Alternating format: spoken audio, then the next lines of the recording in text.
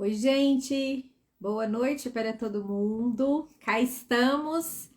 Cara de sono, mas não é sono, tá, gente? Vamos acostumar aí. Filtro bacana, que é pra dar uma despistada no acabamento da pessoa, mas estamos aí. Hoje melhor do que ontem, e amanhã então tem que estar perfeito, né?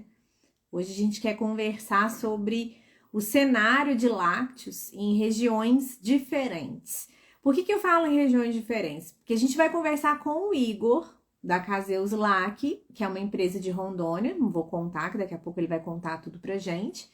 Mas eu quero fazer uma coisa diferente. Eu quero muito chamar pessoas que estiverem aqui ao vivo com a gente de regiões diferentes, do sul, de Goiás, do Nordeste, enfim, Sul, Sudeste, Centro-Oeste. Quem aparecer aqui que eu souber e quem quiser também pode se oferecer, pode ser oferecido hoje, para a gente conversar um pouco para entender, para ter uma noção. Entender a gente nunca vai entender as diferenças que existem, apesar de ser a mesma matéria-prima complexa, o leite, o quanto isso pode ser diferente ainda entre as regiões, né? As dificuldades, as dores e os sabores e dissabores de cada região aí. Então a gente já tá com a Adri, o Antônio já entrou. Antônio, você vai contar para nós como que é o doce de leite mais gostoso que você acha? O Igor deve estar entrando aqui, eu vou chamar também. E preciso de gente para me ajudar a falar hoje, que eu tô lenta. Igor, já te chamo aí, tá? Hoje eu tô meio lenta. Tô num ritmo diferente do meu natural por conta da Covid, que eu achei que eu ia passar ilesa e não passei. Oi, Igor, Oi, Carol, boa já noite. aprendeu a pôr filtro? Ainda não. Ah, Vai sem filtro hoje. vai sem filtro mesmo. É bom que, né, tipo, dá uma igualada, porque você tá com cara de cansado, você tava viajando hoje também, né? Tá, cheguei agora há pouco. Eu tô aqui enfiada dentro de casa, trancada, sem ir pra rua, pra fazer nada. Eu reclamo tanto às vezes de ter que ir pra rua fazer coisa de adulto, mas confesso que eu tô sentindo falta até disso. Ah, ninguém merece. E você que é bem parada, ficar de quarentena deve estar sendo uma bênção, hein? Nossa Senhora, ainda bem que eu moro sozinha, não tem ninguém aqui pra eu brigar, porque o mau humor tem hora, tem momentos do dia que o mau humor impera. Nossa, mãe, mas vai passar, tá passando já. Você que é uma pessoa experiente, já teve Covid, né? Meu é a primeira vez. E espero que seja a Só última. algumas vezes. Vamos ver o que vai dar. Bom, Igor, primeiro eu queria te agradecer a disponibilidade, né, de ter topado. Eu sei que você não curte muito à frente das câmeras mais, né? Não curte mais. Mas eu achei importante a gente parar esse momento e conversar com o pessoal para as pessoas entenderem. Tanto para a gente poder falar um pouco do que é esse workshop que a gente idealizou e você idealizou e a gente está realizando, né?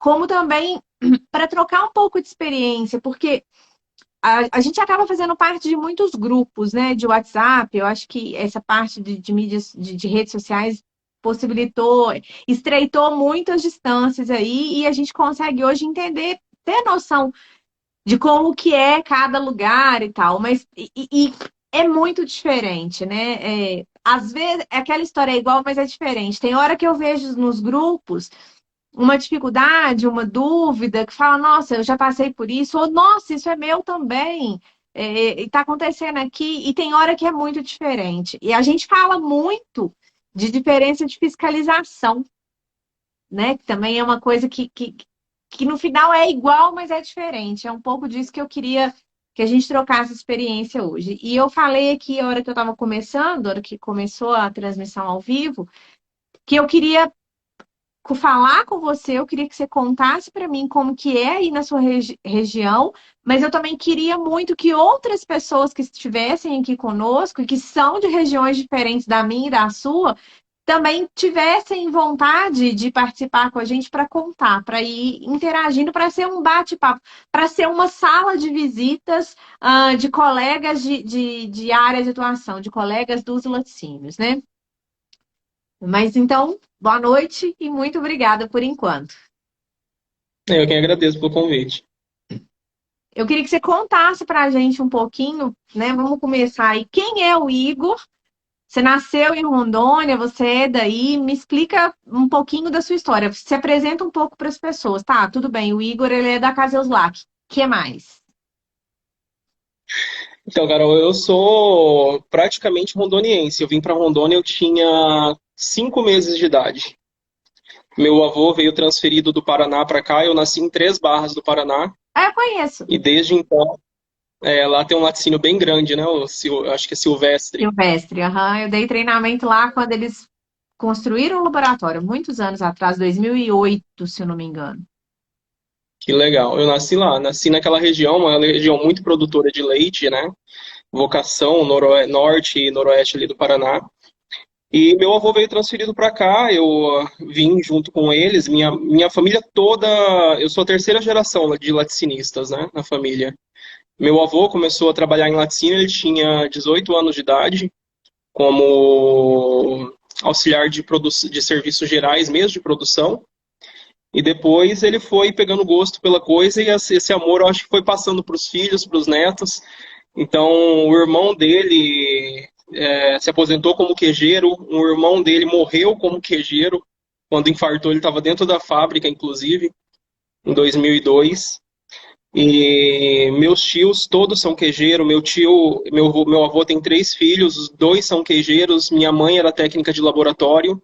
Hoje muita gente saiu da área, mas ainda a nossa família tem muita gente na área. Tem gente com laticínio. Meu pai já foi queijeiro, mas hoje trabalha com outras. Então as pessoas que foram saindo, mas é uma família que o sangue corre na veia mesmo. O leite corre na veia. Tem DNA realmente, né? Uma tradição, virou uma É. tradição. O seu avô era quejeiro no Paraná e foi transferido para Rondônia? Ele recebeu uma proposta de emprego na época de um laticínio um dos primeiros laticínios aqui de Rondônia. E aí veio ele, depois vieram os irmãos dele e foi por causa disso. Mas ele já conhecia esse dono desse laticínio lá, porque esse cara ele puxava leite pro laticínio que ele trabalhava. E depois ele veio para Rondônia e montou 12 laticínios. 12? É coisa Ele chegou a ter 12 fábricas de laticínio aqui, e mais de 500 mil de litros de leite por dia. existe E ainda? meu avô veio. Existe, é uma marca muito forte em São Paulo, muito tradicional, mas hoje estão mais concentrados, porque naquela época você tinha que estar perto do leite. Então era uma outra situação, né? O leite aqui em Rondônia é sempre muito espalhado, então ele tinha fábricas onde ficava perto do leite, isso dava um diferencial competitivo para ele muito grande. E também ajudava na qualidade, né? Porque a maioria dos laticínios só tinha uma unidade, tinha que puxar leite de muito longe, e ele não. Então ele conseguia chegar com leite mais cedo, com leite de melhor qualidade. Foi com isso que ele acabou ganhando o mercado de São Paulo. Isso antes da granelização, né? Ah, isso muito antes. Meu avô assumiu essa primeira fábrica dele como queijeiro aqui em 93. Ah, não, bem antes. E Ainda ele era trabalhou leite de latão, com leite sem refrigerar. leite daqueles que não passava no coador, de tão grosso que era.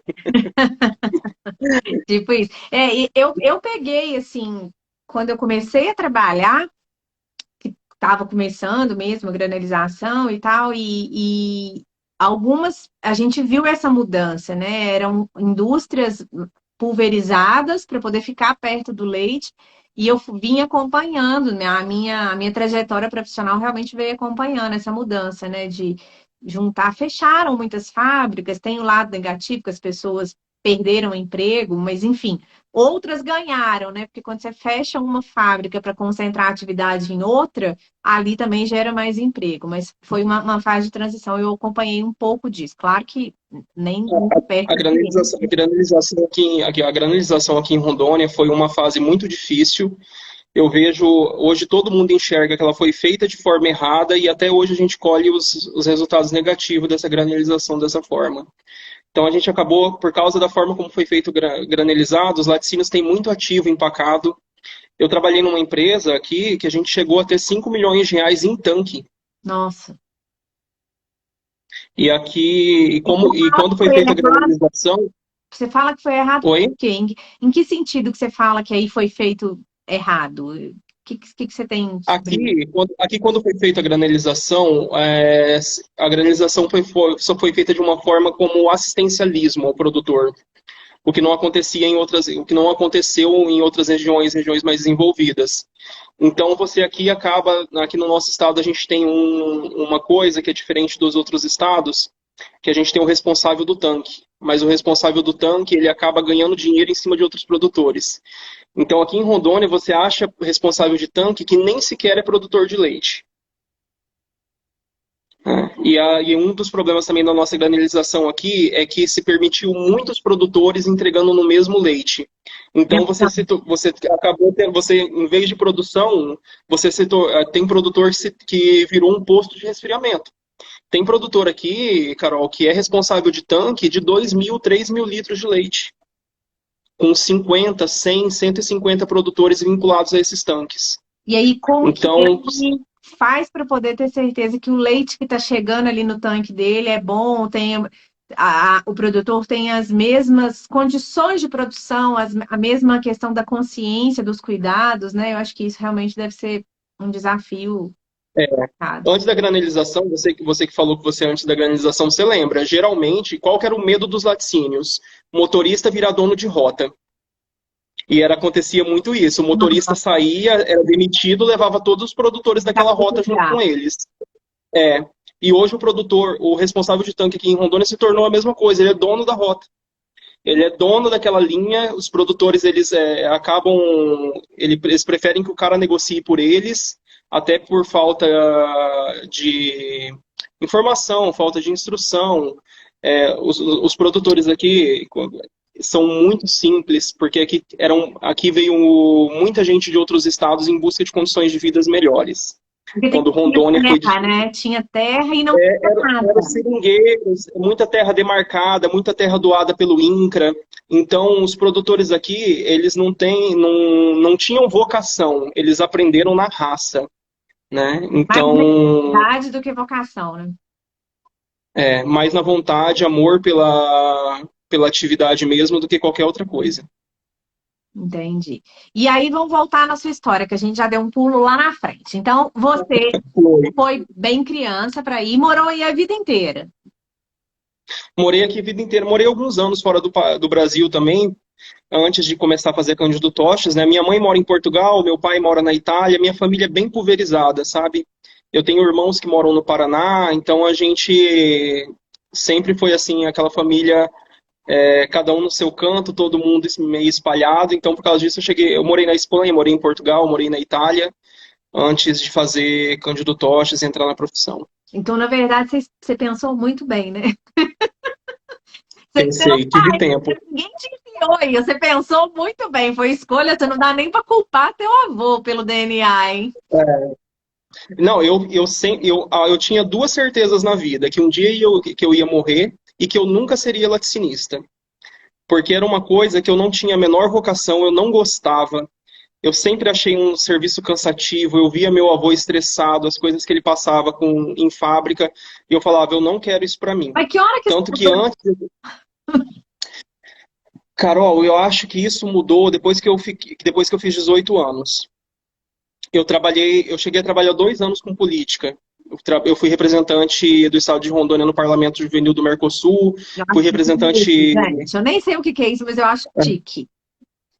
Era um projeto do governo, ainda existe, está meio parado agora as delegações, mas eu fui da primeira delegação brasileira do Parlamento Juvenil do Mercosul. Trabalhei 2 anos no Ministério do Ministério da Educação, desenvolvendo políticas públicas para ensino médio.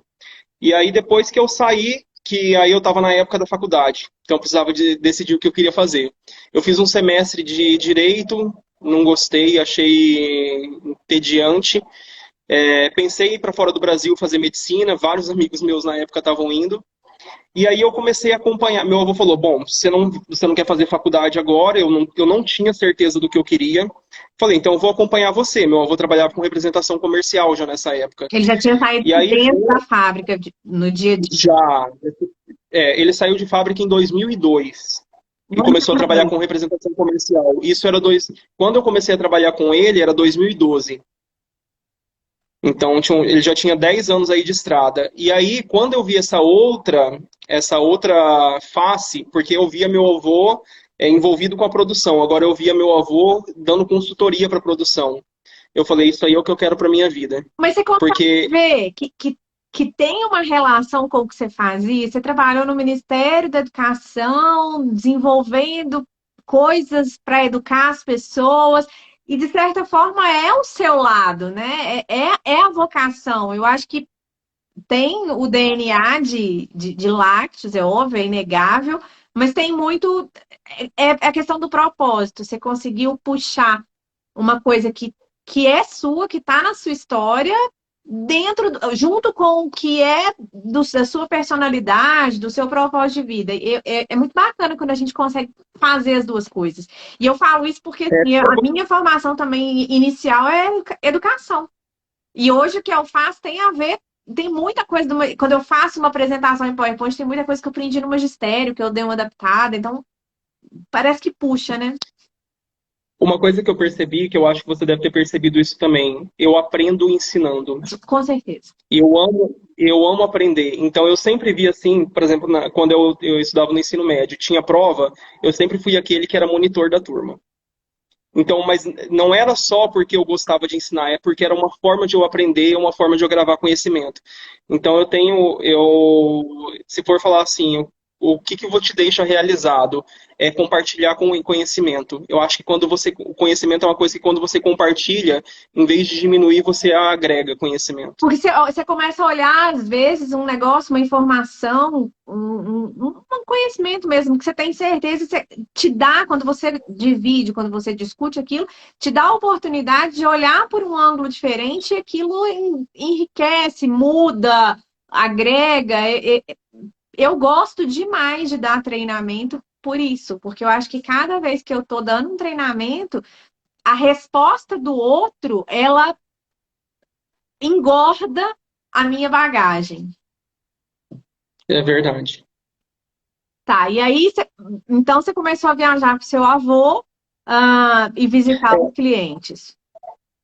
Eu comecei a trabalhar com ele, com representação comercial, então eu ia nas fábricas com ele, acompanhava os testes, mas assim, não sabia nem o que era leite. Embora sempre numa família queijeira, mas eu nunca acompanhei. Eu participava das conversas, mas é a mesma coisa de você ouvir duas pessoas conversando num idioma que você não conhece. Então, sempre tinham conversas dentro da minha casa relacionadas ao laticínio, mas eu não entendia o que aquilo significava. Eu achava, como eu não sabia, eu achava entediante. Então, quando eu comecei a acompanhar ele, pegar essa prática do dia a dia, foi que eu comecei a pegar gosto mesmo pela profissão. E que momento que deu um estalo, que você se arrancou de Rondônia, você já morava em Ji-Paraná? Eu morava em Ouro Preto, é uma cidade vizinha aqui, 30 quilômetros. Eu já passei por ela também quando eu estive em Ji-Paraná.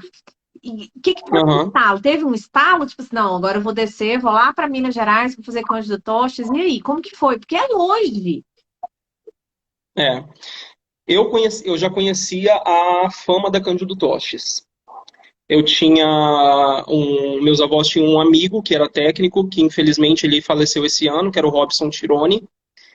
E o Robson Tironi, ele entrou no lugar do meu avô quando meu avô saiu, teoricamente, porque ele entrou como responsável das fábricas e meu avô era responsável das fábricas. Então, eu sempre. Eu não consegui imaginar como que tem uma escola para ensinar a fazer queijo, uma escola técnica ainda. E por causa da Minas Láctea também. A gente sempre ia na Minas Láctea como representante comercial, participava das feiras, e eu então já conhecia que existia, sabia que existia. E essa virada de chave, Carol, foi o que me definiu, porque meu avô falava sempre, meu avô nunca me incentivou a fazer Cândido Tostes. Ele falava assim, aprende a prática, que a prática é o suficiente para você. E assim, eu na vida só tenho um ídolo, e o meu ídolo é meu avô. Então eu tenho uma admiração por ele, um amor por ele, que é uma coisa indescritível, que é o que me mantém ainda em Rondônia. Porque se não fosse pelos meus avós, eu já teria ido embora também há muito tempo para perto dos meus pais, né? Uhum. E assim, meu avô é uma pessoa que ele tem um conhecimento prático, mas ele não tem a base teórica, a informação teórica. Ele não sabe dialogar teoricamente por que a massa fila, mas ele conhece, sabe fazer filar. E eu via que algumas pessoas, principalmente assim, técnicos de outras empresas, menosprezavam muito ele aqui.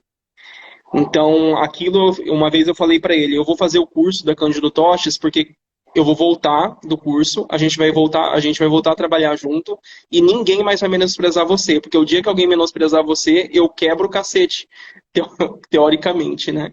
Sobre isso. Então eu fui por essa necessidade de ver que ele precisava de uma base técnica para E que talvez poder durante balizar a muito prática que ele tempo, tinha. e que talvez durante muito tempo isso não era importante para ele, porque ele estava numa região que ele sabia mais. Mas como Sim. a informação vai chegando e tal, e a necessidade de melhoria. São realidades diferentes, são momentos diferentes. Você e seu avô são três gerações, né? Tem um intervalo de uma no meio, mas são três gerações, é um espaço de tempo em que o mundo mudou muito, né? Mudou muito. E foi assim, eu entrei no site da Cândido Toches, o vestibular estava aberto, as inscrições estavam abertas e faltava um mês para a prova. Eu fiz a inscrição, comprei a passagem, fui para o Juiz de Fora, passei na prova e já fiquei lá. Você já nem voltou? Voltou, né? Para pegar suas coisas. Só voltei para pegar minhas Ah, coisas. Mas na minha época eu entrei em julho. Então, tá. tipo, o vestibular era 15 de julho e a aula começava dia 1 de agosto. Uhum. Então eu fiquei lá em Juiz de Fora uma semana para poder alugar um apartamento, voltar para Rondônia, pegar minhas coisas e ir embora. E aí você ficou E dois fiquei anos. 2 anos em Juiz de Fora. E durante esses Só vinha 2 para anos, casa nas férias. o seu plano inicial, ele passou por questionamentos? Tipo, eu vou voltar mesmo, não vou? Como que foi isso? Carol, da primeira aula eu nunca tive dúvida de que era aquilo que eu queria. Eu te entendo. Eu te Aquilo entendo. tocou. Eu nunca esqueço. A nossa primeira aula foi com Carlos Mário. Uma segunda-feira de manhã, Fala de quê pra você? uma filosofia. Que bom. Ele dava aula de gestão de pessoas no módulo 1. Aham. E eu fiquei encantado pela Cândido Toches, a Regina, eu tinha uma admiração por ela, pela história dela, e quanto mais eu conhecia da Cândido Toches, mais eu gostava de estar ali. É um lugar, eu sempre falo assim, Carol, a Cândido Toches, todo mundo fala que é uma casa. E Que esse a é casa é aquele isso, né? lugar que a casa é aquele lugar que você se sente protegido e se sente acolhido. E eu me senti assim na Cândido Toches. Mesmo com a distância e não conhecia ninguém na época em Juiz de Fora, né? Não conhecia ninguém. E seu avô, achou tudo bem? Você ficar 2 anos em Juiz de Fora? O vô não concordou, mas como eu tinha feito reservas da época que eu trabalhava no governo, eu sobrevivi com essas reservas, queimando gordura lá em Juiz de Fora. Minha avó chorou uma semana, que foi a semana que eu fiquei em casa, mas assim, até o dia da formatura eles não concordavam, de forma alguma. Acho que tem um pouco do apego também, né, Igor? O fato de você estar longe. E para o seu vô é difícil, deve ser realmente difícil entender, mas por que que ele precisa isso? Ó, eu fiz isso tudo e não precisei, né? É conflito de geração mesmo, não tem jeito. Mas eu pergunto É assim: verdade. você foi para Juiz de Fora, você foi para Cândido Toches para estudar, para voltar, para trabalhar com seu avô. O plano era esse, continuar na empresa. Nesses 2 anos, Foi. em algum momento você falou assim: não vou voltar, não, vou para outro lugar, vou fazer outra coisa, em laticínios, mas em outra região. Você chegou a pensar nisso em algum momento? Eu estava tão focado nesse plano inicial, Carol, que eu não aceitei fazer estágio em nenhum lugar a não ser Rondônia. Todos os meus 4 estágios obrigatórios eu fiz em Rondônia. Porque eu tinha claro para mim, eu vou formar e vou voltar e vou continuar trabalhando com ele, era o que eu queria. Entendi. Então você nem chegou a experimentar rotina em outras regiões, né? O seu propósito era trabalhar em Rondônia realmente. Nessa época, sim, não tive nenhuma experiência em outros estados. E a Caseus Lac, como que surgiu? Já era do seu avô? Quanto tempo tem a empresa? Já era do seu avô? Fundou ela quando, exatamente? O CNPJ com a razão social Caseus LAC tem 2 anos. A estrutura do negócio esse ano fez 20 anos. Meu avô começou a trabalhar com representação comercial em Rondônia em 2002 e se aposentou em 2020, quando eu assumi a Caseus. Porque o que aconteceu? Quando eu voltei de Juiz de Fora, eu fiquei trabalhando 6 meses com meu avô e recebi um convite para assumir como gerente industrial de uma planta que tinha inaugurado em Rondônia. Que ano que foi que você estudou em Juiz de Fora? Qual que foi o período? Foi 2014 e 2016. Entendi. Então foi assim, eu voltei para Rondônia, trabalhei 6 meses com meu avô, recebi uma proposta para ser gerente industrial de uma fábrica nova, fui para essa fábrica, trabalhei 4 anos nessa fábrica. E aí, seu avô ficou bravo, falou: volta aqui, menino, como é que foi? E aí, há 2 anos atrás, por causa da pandemia, meu avô tem 72 anos hoje. Ele já estava muito cansado dessa rotina de estrada. E meu avô já tinha sofrido com consecutivos acidentes de carro aqui. Ele chegou a dar, em questão de 5 anos, ele deu perda total em 2 caminhonetes. Então a gente estava muito preocupado, por causa ele já estava muito cansado, 20 anos de estrada. Então ele chegou para mim e falou: Olha, ou você, se você quiser assumir, senão eu estou parando e tudo que eu fiz vai acabar. Então eu falei, não, eu vou assumir e vou dar uma cara nova para a estrutura da empresa. Foi quando a gente abriu a razão social da Caseuslac e mudou a estrutura de trabalho, porque até então meu avô trabalhou 18 anos como representante comercial. Quando eu assumi, a gente dispensou todas as representações e abriu uma distribuidora. Porque eu sempre me perguntava assim, gente, todo estado tem uma distribuidora de laticínio, todo estado relevante. Por que que Rondônia não tem? Você precisa comprar um fermento, você precisa comprar um coagulante, tem que vir de São Paulo. Teve um ano aqui, na greve dos caminhoneiros, que não chegava com mercadoria de fora. Se não fosse a solidariedade de um laticínio compartilhar produto com outros, tinha laticínio que teria que ter parado a produção. Então isso me incomodava muito. Foi quando eu abri a sociedade com a minha esposa e a gente falou, não, vamos dar uma nova visão para esse negócio. Na verdade, desculpa, na verdade, então, a sua a sua vontade de contribuir para melhorar as condições aí das indústrias já é antiga, né? Porque as coisas que te incomodam são as mesmas desde o começo. A Sim. falta de opção no estado. E conta para mim um pouco como que é como que é a bacia de leite aí em Rondônia. Eu sei que tem muito leite, tem indústrias muito grandes aí, né, Igor? A gente tem indústria de relevância nacional aqui, né? E era uma coisa que me incomodava muito também, Carol, porque quando a gente ia na Minas Lagos, perguntava assim: ah, de onde você é? De Rondônia. De Rondônia? Então sempre tinha aquela reação meio negativa, né? Mas, Carol, Rondônia já chegou a ser a quarta maior bacia leiteira do Brasil, né? Há 10 anos atrás. Quais são as dificuldades hoje da bacia leiteira? Rondônia, em 10 anos, perdeu 50% do volume de leite. Então, o fenômeno que está acontecendo aqui em Rondônia é o mesmo que aconteceu no Mato Grosso anos atrás. A soja, a pecuária, outras formas de atividade agrícola estão tomando conta, né? E a produção leiteira diminuindo. Então, aqui é aquele problema que eu te falei. A maioria das propriedades rurais aqui são de 10 alqueires. E os produtores aqui é gado a pasto. Então a gente tem época de safra que você tem uma alta produção e época de entre safra que você tem uma baixa produção. Então durante o ano você chega a ter variações aqui de volume de leite de 40%. Então a realidade hoje aqui no estado de Rondônia é que todas as plantas estão trabalhando de forma ociosa. Você tem planta aqui de 1 milhão de litros de leite trabalhando com 400 mil. Os produtores têm baixa produção, né? A média, quando nós fizemos o plano de qualificação dos fornecedores, tinha o diagnóstico da situação atual. Os produtores da empresa que eu trabalhava, a média de produção deles é 2,5 litros de leite por animal. Nossa. E eu sempre falava assim, gente, tem cabra no Nordeste que dá mais leite do que as vacas aqui em Rondônia. Não tem condição uma coisa dessa. E você atribui isso a quê? Questão política, cultural? Eu acho que é um misto dos dois, Carol. Eu acho que falta incentivo público, faltam projetos para fomentar essa cadeia produtiva aqui no estado. E o produtor falta. Porque qual é, que é o problema do leite aqui? Os produtores em Rondônia, eles têm atividade de subsistência. Eles sobrevivem da atividade. Eles não são empreendedores na atividade. Uhum. Então é aquele cara que trabalha ele, a mulher e o filho, tira 50 litros de leite por dia, sobrevive daquilo. E aí não tem Então não programa de incentivo de agricultura, agropecuária familiar, não? tem muito incentivo de agricultura familiar, mas é muito focado em outros tipos de segmento.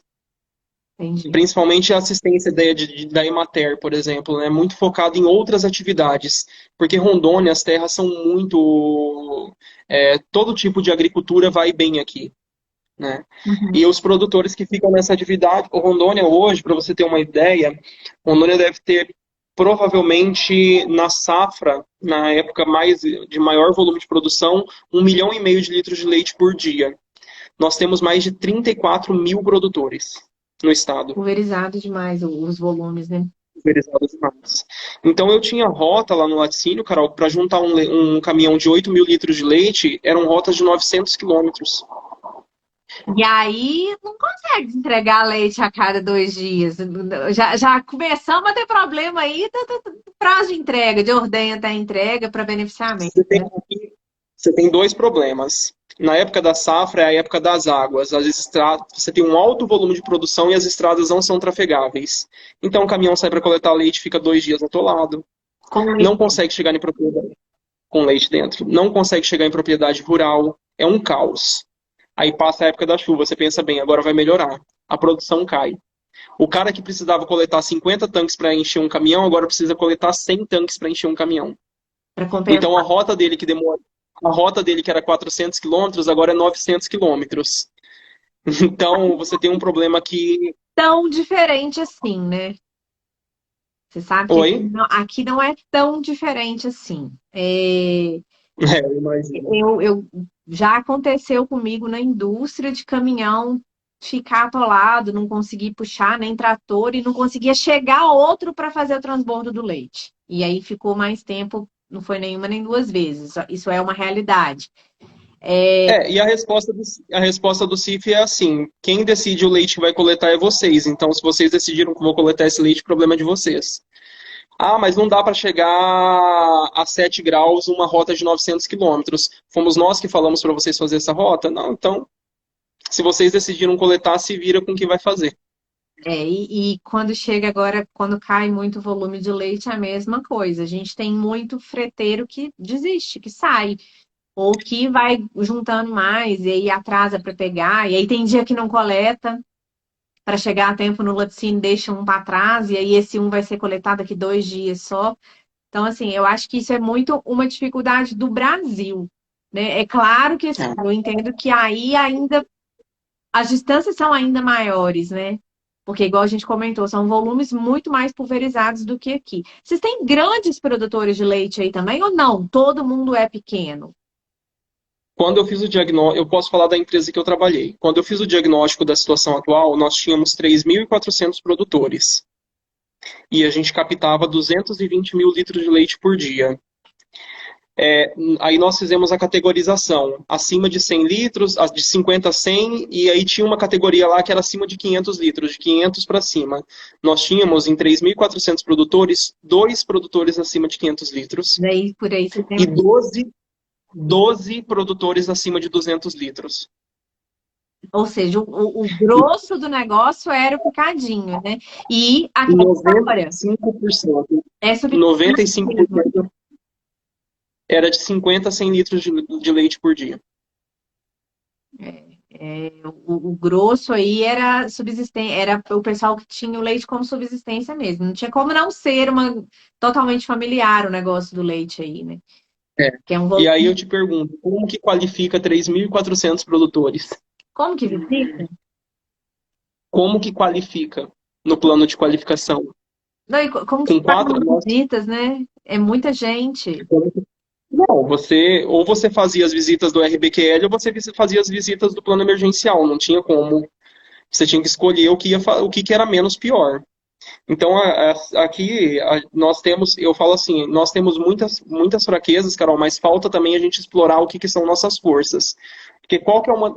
Eu sempre falo assim pro pessoal aqui em Rondônia, gente, vocês precisam saber vender o peixe. Qual que é a grande força do estado de Rondônia? O nosso leite é basicamente um leite de produção orgânica. Aqui dá para contar na mão um produtor que dá ração para gado leiteiro. É só gado a pasto, leite verde. Então tem gente ganhando muito dinheiro com isso e a gente não consegue ganhar. Por quê? Porque não existe política de incentivo. A gente precisa fomentar isso. Fazer as nossas forças se transformar em. Fazer as nossas fraquezas se transformar em força e dar um diferencial competitivo no mercado. Isso Porque se não for isso, só vai acontecer se o setor se unir, né? Não dá pra se o ficar. setor se unir, com certeza. dá para ficar esperando É, alguém fazer. Eu acho que tem que ser a gente, né? E talvez essa tenha sido uma das sim, suas motivações para o workshop, né? foi.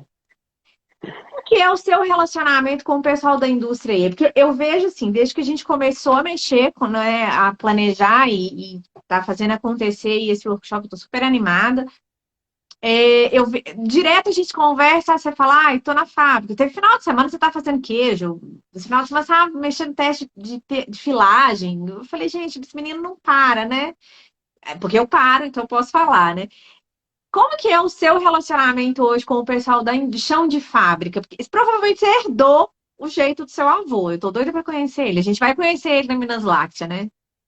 Semana que vem. Eba! Como que ele chama? Zé Costa. Eu só chamo ele de vô do Igor, não tem jeito, seu Zé Costa.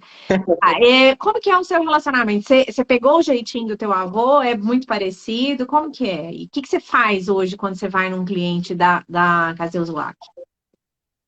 Então, a Casoslac, ela tem dois segmentos de trabalho. A gente trabalha com distribuição e trabalha com consultoria. Então, eu dou consultoria em muitos laticínios aqui na região norte, consultorias no Amazonas, no Acre, em Rondônia. Então, eu tenho uma relação muito próxima com a produção, controle de qualidade e dono de laticínio. E principalmente porque eu cresci no meio desse pessoal. Então, todo mundo aqui me pegou no colo um dia. E hoje eu atendo eles. Então a gente tem uma relação muito próxima, a gente entende as dores um do outro. Eu acho que a Caseus ela tem essa proximidade com os clientes aqui, uma forma que é muito difícil você conseguir ver em outros lugares, porque a gente está próximo, inseridos nesses clientes, né? É que brotou daí, né? Teu avô, ele saiu É, de uma fábrica, de um chão de fábrica, para dividir com outros o que ele sabia. Você já esteve no chão de fábrica, saiu, voltou e está de volta tentando fazer essa união, você tem ideia, você tem propósito, eu acho que se explica o porquê e ele quase fez. todo mundo aqui hoje quase a maioria dos queijeiros aqui um dia já foram auxiliar do meu avô em fábrica. Então, aquilo que eu falei, é compartilhar conhecimento. O que a gente sabe, a gente compartilha, o que eles sabem, eles compartilham, e a gente tem uma relação muito próxima. E é por causa dessa relação próxima que surgiu essa ideia do workshop. Eu ia te perguntar isso agora. Em que momento? Porque a gente conversou, eu não sei se o pessoal que está aqui sabe da história, eu já contei algumas vezes. Eu estava numa vida dupla, desculpa, trabalhando CLT como gerente de qualidade numa indústria, e ao mesmo tempo comecei a fazer esse movimento de dividir informação, né? Botar informação acessível, o que eu podia, o que eu tinha para dividir com as pessoas. E em algum momento, eu não sei como que você me achou, mas você me achou e você me mandou uma mensagem, vamos conversar. E a gente conversou, você queria Eu vou te, fazer esse eu vou evento. Hã? eu vou te contar a primeira coisa. Por Hã? que que eu te achei? Hã? Porque eu fui numa fábrica da consultoria e roubaram o meu livro, Ó. que era o livro de análises físico-químicas da Carol Castanheira. Eu nunca tinha, eu não lembro, nunca tinha de ter te visto pessoalmente, mas sempre tive eu sempre fui admirador do teu trabalho, isso sem modéstia alguma. Então foi por isso que eu comecei a seguir você. E aí quando surgiu essa ideia do workshop, isso surgiu ano passado, a primeira Foi. vez. Eu falei, eu vou procurar a Carol e eu vou perguntar o que você acha. E aí, quando eu te procurei, você falou que não estava disponível. Você lembra o que você fez? Não, o que que eu fiz? Eu te indiquei outra Você me indicou o pessoa, não contato foi? de duas pessoas. É. Eu falei, gente, mas eu quero a Carol.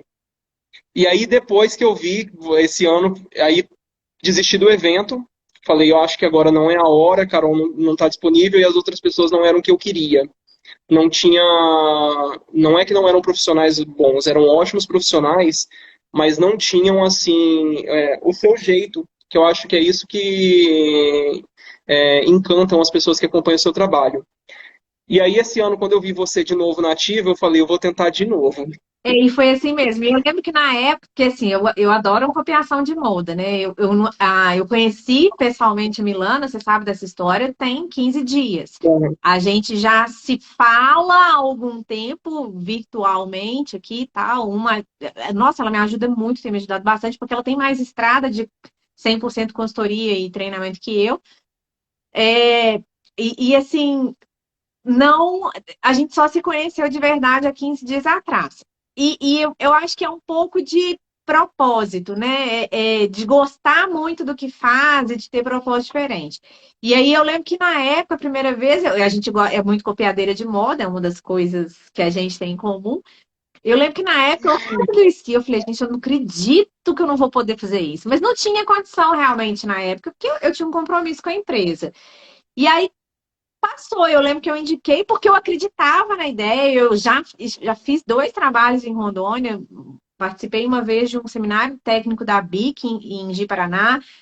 Eu não lembro a ordem. Eu sei que teve um seminário e depois teve um evento da Capilar. Então, assim, eu sei que é um pessoal que quer muito, porque tem pessoas daí que desde essa época, coisa de 10 anos atrás, eu ainda mantive contatos, redes sociais maravilhosas, né? E eu sei que é um pessoal que quer fazer, que gosta, que é muito apaixonado, vive de paixão realmente. E aí eu falei, não acredito que eu não vou poder, né? Aí indiquei as 2 pessoas, olhei pro Igor assim na fotinha e falei, gente, mas esse é um menino, o que que tá passando copiando essa moda toda, né? Mas eu acreditei, porque eu vi que tinha um propósito, né? Era muito mais fácil ficar naquela vidinha mais ou menos do que movimentar um negócio que ia dar muito trabalho. E aí, quando você me procurou de novo, eu falei, vamos embora, vamos fazer, né? Se vai dar lucros, a gente espera que dê, né, Igor? Porque a gente tem boleto, os boletos chegam, né? O seu avô tem um dado interessante, depois você fala. E vamos fazer porque eu acredito nisso. E aí o negócio foi tomando uma proporção, foi tomando um gosto que tá apurado, tá apertado aqui pro meu lado, pro seu também, a gente não para, mas a gente tá naquela ansiedade de fazer chegar. Porque eu acho que vai mudar.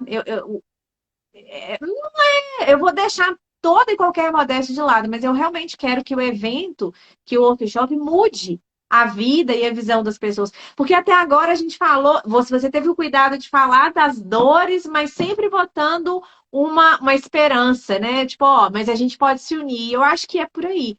Vamos começar essa união, porque a gente tem que fazer por nós, né? Não dá para ficar esperando o governo, a política, o empresário, é cada um juntar, pega na mão todo mundo e vai, porque dá para fazer.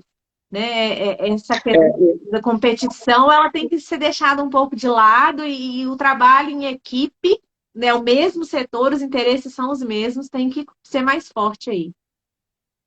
Sim, e assim, Carol, o que foi assim, a grande chave para esse evento foi porque algumas coisas começaram, tudo começa do incômodo, né? Algumas coisas começaram a me incomodar.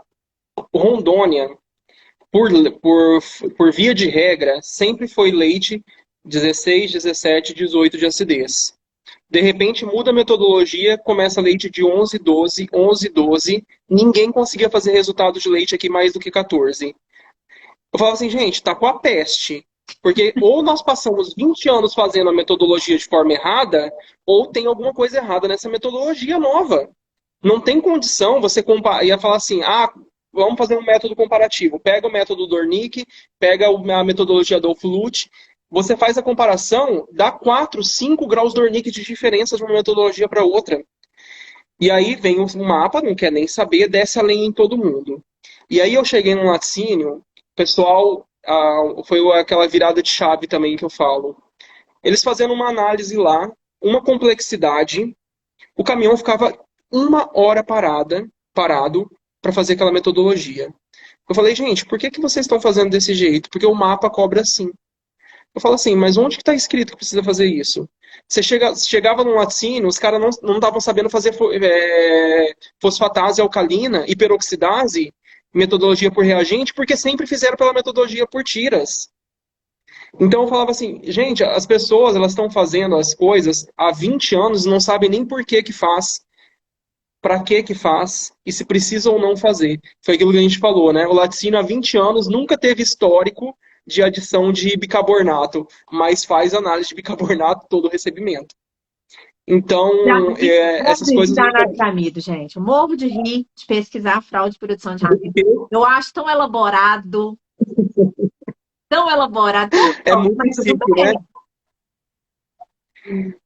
É É surreal. muito chique colocar. É chique. É, então essas coisas foram me incomodando. Eu falei, gente, a gente precisa levantar uma bandeira aqui no estado, criar uma discussão, e até porque, Carol, aquilo que você falou no começo, parece que cada estado tem um risco A. Porque as cobranças da fiscalização, eu dei consultoria ano passado quase todo no ensino no Paraná. Então eu via a realidade da cobrança do CIF no Paraná. Eu vi a realidade da cobrança do CIF aqui em Rondônia. Eu vejo o que a DAF cobra no Amazonas. Eu falava assim, gente, é muito discrepante, parece que a gente está vivendo realidades diferentes, parece que são normativas diferentes. Então, essa questão da subjetividade do fiscal sempre foi uma coisa que me incomodou demais. E quando eu estava na indústria, eu sempre fui muito contestador. Então, o fiscal questionava alguma coisa, a primeira coisa que eu perguntava, onde que está escrito? Qual que é a balização teórica ou regulatória para isso que você está falando? Perfeito. Aí eu já tive fiscal que falou assim: não, quem tem que falar são vocês Mas ele não tá da errado. indústria. Você sabia que Não está não errado? tá errado? Não, de falar, porque qualquer aspecto regulatório, o cidadão ele tem obrigação de conhecer a lei. Se você vai ali e rouba um supermercado, se você virar e falar assim, mas eu não sabia que não podia, o problema é seu, a lei tá aí, ela é de conhecimento de todo mundo. E o que eu acho, vão apanhar, vão ser crucificados agora. Mas eu acho que, tipo assim, é muito. Sabe o que que acontece? A história de terceirizar, de Uhum. corresponsabilizar o outro. O fiscal, ele tem que saber? Tem, é o trabalho dele, beleza. Mas não te exime da obrigação de conhecer a legislação do que você trabalha. Ah, Carol, mas eu li e não entendi. Discute com o coleguinha.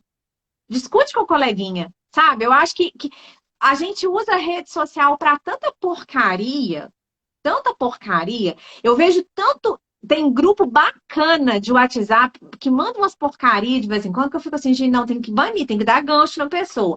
Porque, assim, o que é importante a gente discutir, a gente às vezes não discute.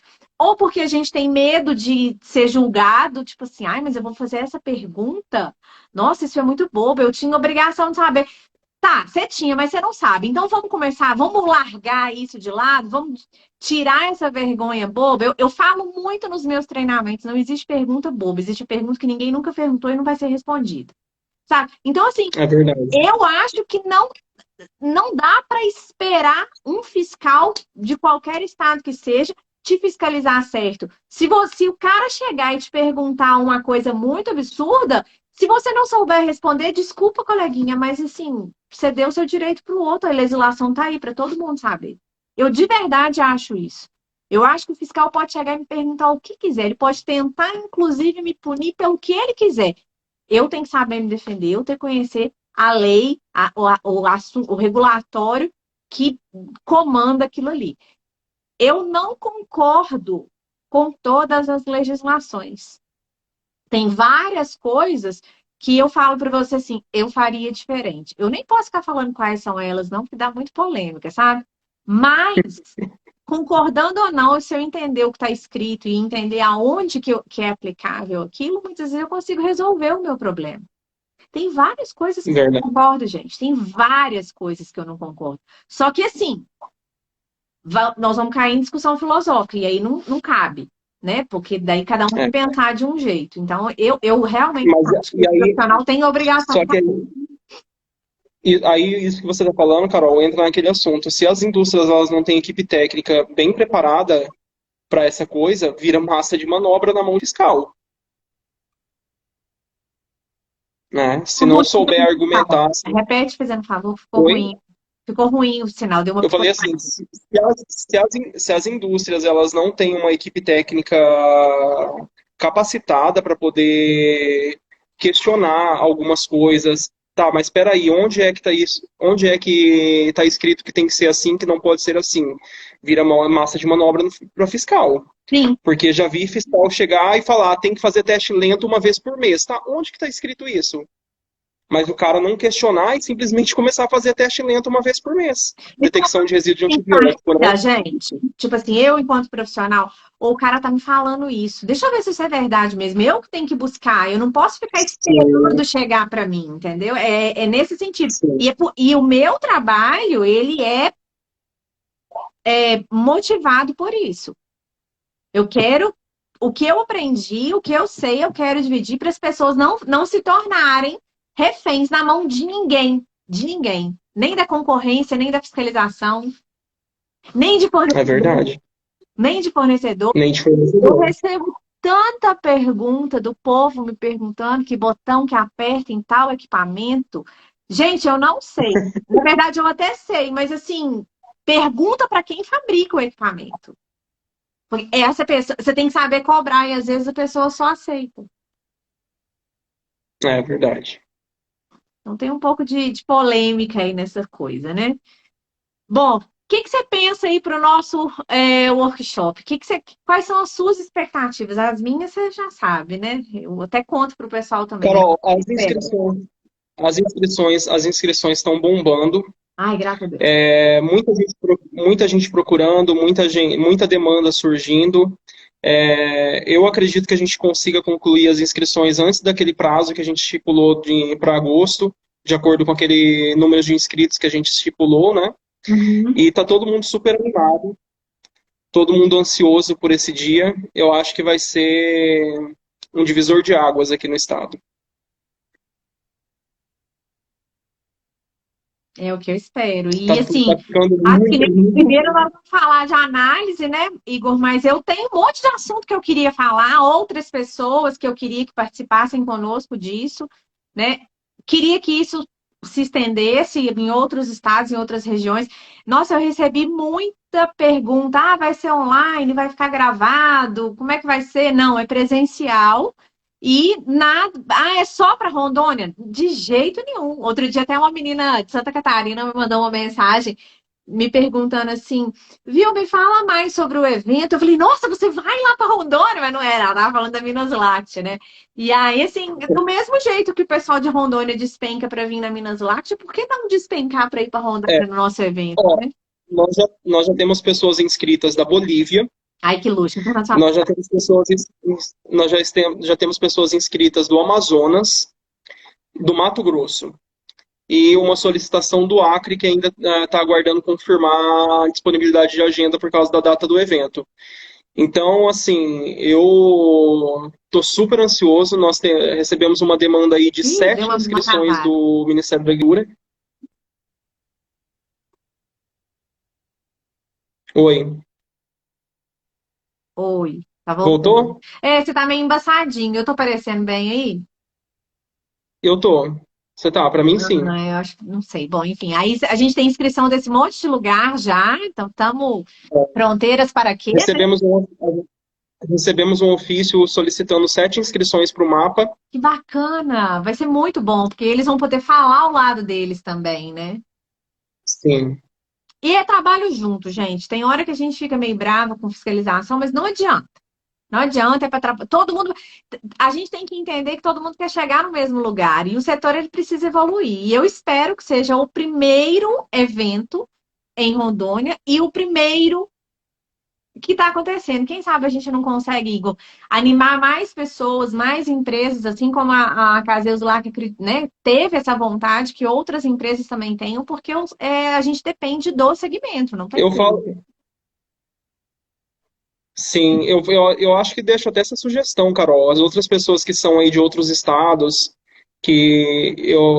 a pergunta que eu mais recebi foi: por que em Rondônia?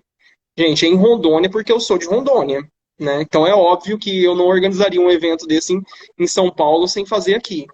Então, gente, não é um evento complexo, mas não é um evento impossível de organizar. É um evento que você se fica muito envolvido, mas é uma delícia organizar um evento desse É, porte. Então eu deixo como sugestão fazer esses eventos em outras regiões. Tenta levar esse evento para tua região, entendeu? Faz igual nós fizemos aqui. busca patrocinadores, procura a Carol, fecha essa parceria com ela. Carol, você entra com a parte técnica, a gente entra com a parte de estruturação do evento. Eu tenho certeza que vai dar super certo em outras regiões. E eu espero que seja realmente essa discussão seja levantada aqui, que Rondônia seja o primeiro de muitos lugares que realiza esse evento. Eu também. Igor, então as inscrições elas estão abertas lá no, pelo Simpla, né? A gente já postou, tem um Isso, destaque no meu Instagram, acho que deve ter no da Caseus Lac também. Vou botar, se não sim. tá ainda, porque eu dei uma reformulada ali na bio, mas eu vou no Linktree ali, vou conferir. Se não tiver, eu já vou colocar de novo para vocês fazerem as inscrições. São vagas limitadas, tá, gente? E isso não é golpe de marketing, realmente são vagas limitadas, porque para eu conseguir falar todo o processo de controle de qualidade, desde a recepção do leite até a expedição do produto, físico-química, microbiológica, aspectos de boas práticas de laboratório, conseguindo atender as perguntas, deixando todo mundo participar, realmente eu não consigo fazer. Ai, Carol, que diferença faz você falar para 50 e você falar para 200 pessoas? Muita, muita. É um evento que é o tipo de coisa que faz a gente ficar cansada, mas assim, dá uma realização muito bacana também, um sentimento, uma satisfação muito boa. Então, realmente, são vagas limitadas. Quando a gente começou com poder as inscrições, para encerrar de fato as inscrições, porque a gente queria que o evento fosse bacana, que tivesse material e espaço para todo mundo. Então, isso é verdade, não é golpe de marketing, tá? As inscrições vão até que dia mesmo, Igor? Eu já esqueci. Até o dia 8 de agosto ou até encerrar o número de inscritos que a gente estipulou, E a né? gente está achando que para antes, né? E E assim, convido todo quem for mundo. Pode falar. Quem for participar, não deixa. Eu vejo assim muita gente querendo deixar de última hora porque não sabe se vai estar aqui disponível. Corre o risco, porque assim, gente, nós não vamos abrir inscrições acima do número de inscritos que a gente estipulou. É porque a gente é ruim, não. Porque todo o material foi preparado para aquele número de inscrito, o local do evento foi preparado para comportar aquele número de inscrito. Então, fechou o número de inscritos, aparece uma pessoa. Olha, infelizmente, não dá para participar do evento. Então, não deixa para a última hora, porque pode acontecer, por exemplo, te surgiu uma demanda amanhã de uma empresa com muitas vagas e a gente tem que encerrar as inscrições antes da hora. Então, o prazo é até 8 de agosto, mas as inscrições vão ser encerradas assim que preencher o número de inscritos.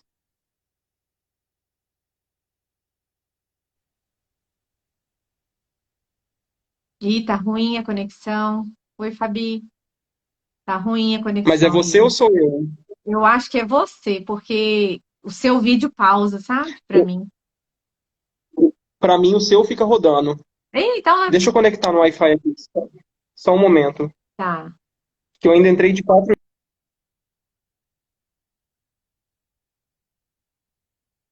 Será que ele vai cair? Deixa eu ver. Tá ruim de ambos? Nossa, Fabi, então tá feia a coisa. Então tá difícil a vida. Vamos ver se o Igor vai voltar. Bom, mas o que ele está falando, gente, é a respeito do prazo para as inscrições, porque realmente a gente vai respeitar aquilo. Vou ter que chamar ele de novo. A gente vai respeitar aquilo que a gente programou, tá? Para todo mundo que for ao evento, estiver lá, ser bem atendido né, o material que a gente está preparando, toda a estrutura que está sendo preparada. Dá trabalho fazer, é gostoso, sabe? Ô, Igor, eu vou rejeitar e vou te chamar, tá? Porque eu não vi que você estava online. Deixa eu ver se vai dar certo. Eu acho que dá errado. Não sei. Porque eu já tô. Dá errado. Deixa eu. Ah, não, deu certo. Beleza. Tá aqui, deu certo. Agora eu tô no Wi-Fi. Tá. E aí eu tava falando pro pessoal da questão da estrutura, que dá trabalho pra caramba organizar, mas é muito gostoso e todo o material, toda a estrutura do evento, a localização, tá tudo assim muito, mas muito desenhadinho. Quem me conhece sabe, eu sou meio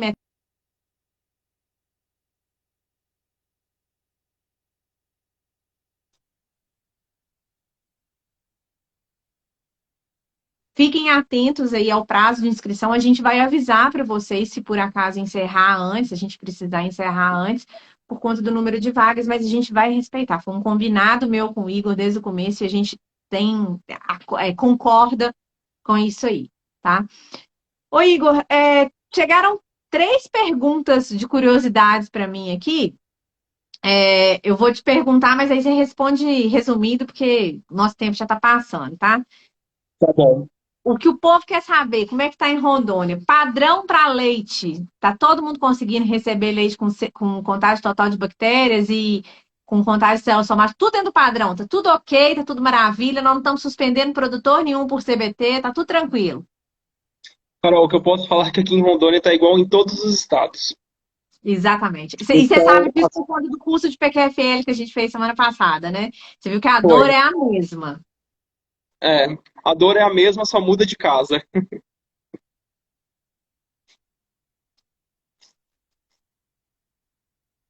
E aí, com tranquilidade, os padrões estabelecidos pelas instruções normativas lá, pelo regulamento técnico de identidade do leite, de qualidade do leite, tá? Microbiologia. O pessoal está fazendo a amostragem representativa da IN60? Essa dúvida eu acho que eu vou responder. Essa e a da acidez do leite. Eu vou responder 40 vezes e ainda vai ter gente com insegurança nela aí, né? Aqui só indicativa. E não precisa, tá, pessoal? Não é para fazer representativa, não é obrigatório. Você define o que você precisa entender para definir se vai fazer representativa ou indicativa, é o controle do seu processo. Hoje a gente trabalha com controle da qualidade no processo todo, não é só chegou no final, joga fora ou vende. Então não Sim. precisa. E por último, tá tendo auditoria de rotulagem por aí? Já Aqui começou? está tendo, aqui tá tendo auditoria, não de acordo com os novos padrões, né? Porque só entra em vigor a partir de Sim, outubro. não Mas aqui está entraram em tendo vigor. auditoria, é, aqui está tendo auditoria de rotulagem, auditoria de PQFL pelo mapa de Brasília e auditoria de mais leite também pelo mapa de Brasília. Então, gente, as auditorias, as supervisões e as inspeções aí pelo Ministério da Agricultura, elas foram retomadas em todas as regiões. Então, também em Rondônia tá. E aí é o que eu falei, que vocês podem até ficar de mal de mim, assim, uns 2, 3 dias, não mais que isso. Se você não está cumprindo, você infelizmente está errado, que não tem nenhuma legislação que está sendo cobrada antes da hora. Eu entendo todas as dificuldades, mas a gente tem que se movimentar. E sabe o que eu tô sentindo? Eu não sei se você percebeu isso. A maioria dos fiscais, ela até quando percebe que existe um trabalho para adequar, ela não está sendo injusta, né? Ela está cobrando, está dando tempo, tá aceitando os prazos aí nos planos de ação. Não sei como é que tá aí para você, mas eu tenho notado isso aonde eu tenho acompanhado. Só que precisa ter um movimento. É, aqui, Tá falando assim, isso ai, é é o que eu ia falar, loucura Carol. que estão pedindo. Estão Aqui estão bem. pedindo, tá ali. Então você tem que se adequar e precisa movimentar. E você tá ruim de novo. Tô ruim? Ah, melhorou. Melhorou. Então, aqui tá do mesmo jeito, Carol. Os fiscais bem flexíveis em algumas coisas, mas você não pode ficar de braço cruzado. Querem ver a ação. É isso aí, todo mundo se movimentando. Foram essas. Acabou que a gente não conseguiu nem chamar. Tinha um pessoal aí, a Janaína estava aí. Ela tem muita coisa que a gente falou, a gente conversa muito. A Denise entrou agora. Denise, ó, conheço ela há um tempão, né, Denise? Já. A Renata também está sempre conversando comigo. A Daiane aí também. Tem muita gente aí, mas não dá, né? A gente começa a falar e 2 faladores, né? Aí às vezes some aqui e não dá pra gente chamar. Mas, pessoal, esse bate-papo vai ficar gravado, vocês podem assistir, contar para os coleguinhas. E não, pessoal, anima, vamos participar do evento. E empresários, donos de empresa aí,